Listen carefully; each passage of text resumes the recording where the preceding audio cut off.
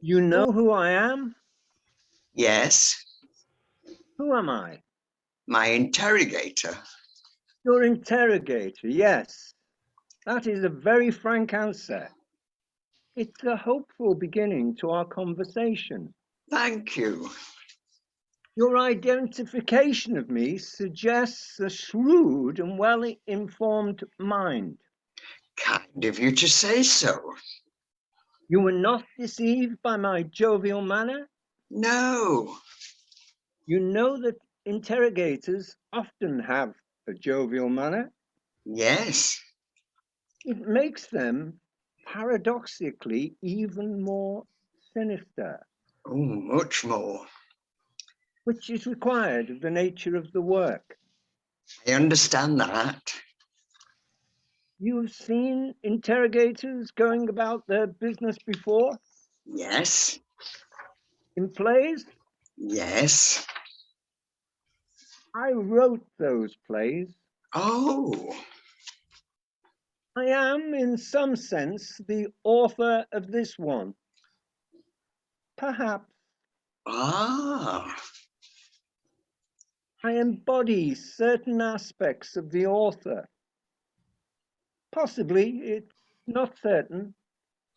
The question is left open. I understand. The author is himself a jovial man. It's often been remarked upon. Yes, In his case, too, however, the truth may be more complex. I'm sure it is. I'm pouring myself a stiff drink. Yes, This may suggest to you a brutal and terrifying disregard of the niceties of interrogation. not at all. On the other hand, it may indicate that I suffer some underlying unease about my work, need to blunt my sensibilities. Hardly. In any case, your opinion on the matter is of no interest. Of course not. Your part in the proceedings is to be my victim. I understand that. It's a modest part, Of course. but not without its importance. Oh, thank you.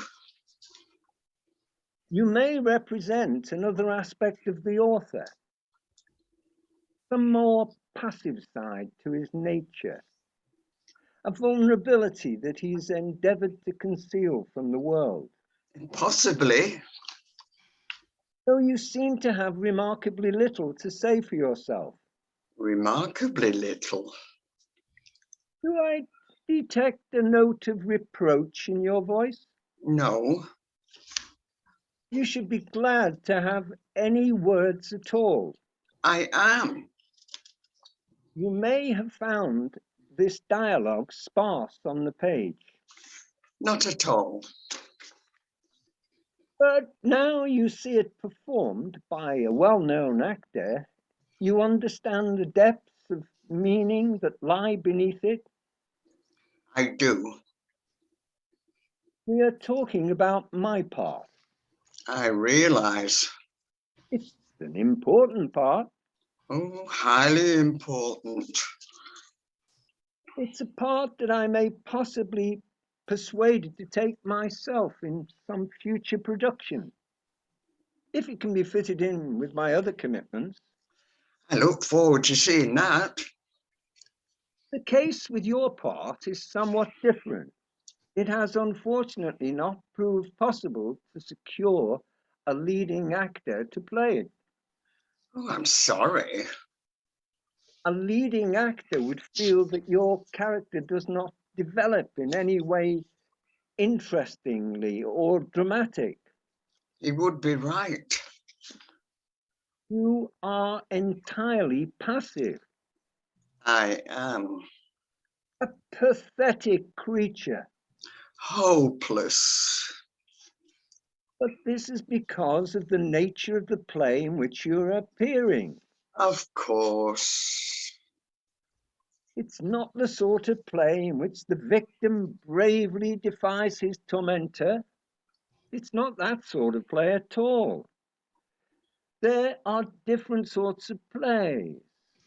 This is a simple play, a painful play, a play without a plot. In this respect, it's like life.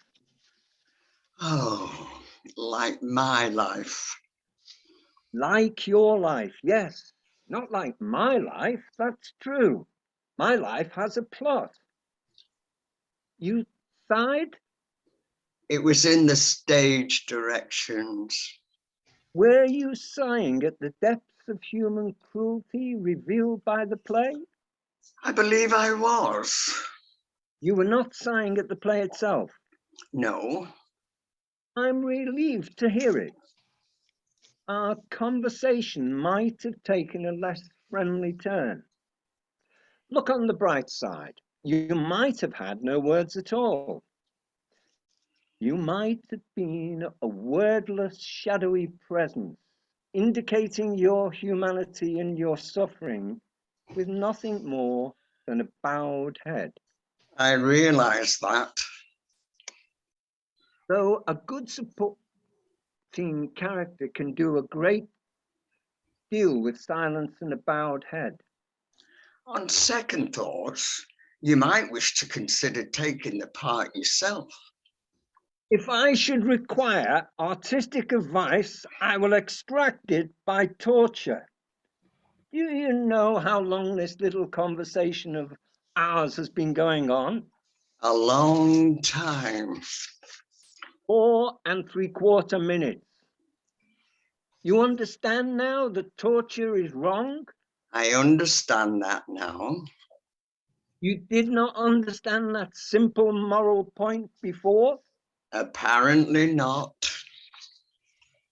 You are a moral cretin.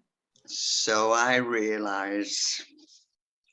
The torment will continue for another 23 seconds.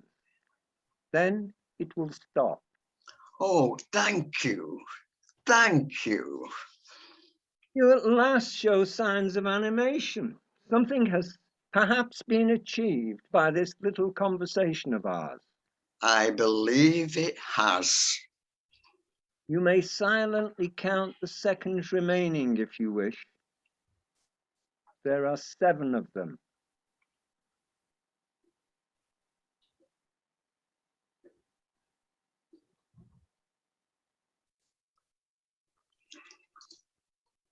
Okay. Great stuff. Yes.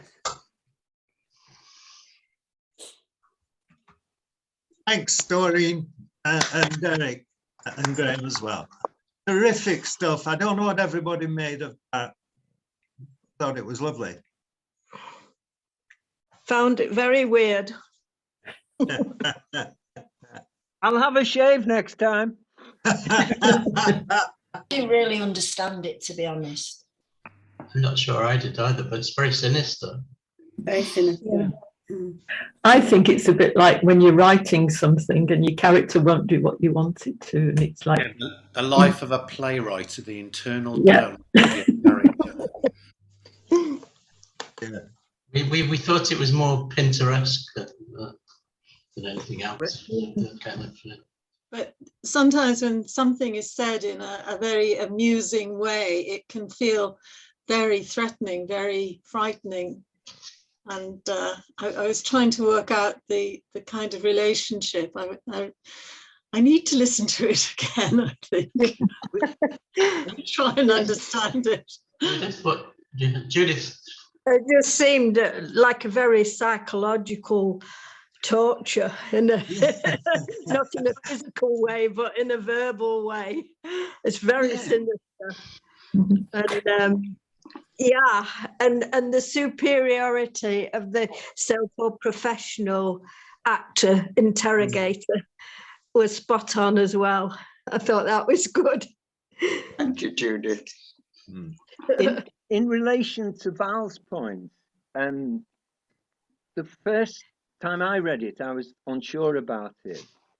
And on each reading, it actually improved. You know, that I had a better understanding of it, and I agree with Graham. It's very close to Pinter. You know, I liked the darkness of it, and I enjoyed each reading better.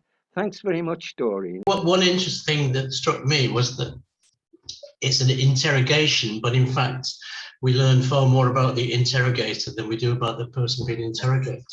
The kind of the responses from the interviewee or whatever are totally neutral and flat and kind of give nothing away, whereas we learn more and more about the interrogator's personality as we go along.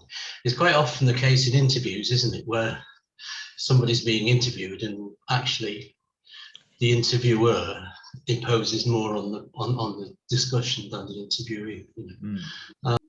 It was different and something, you know, quite It was challenging. challenging.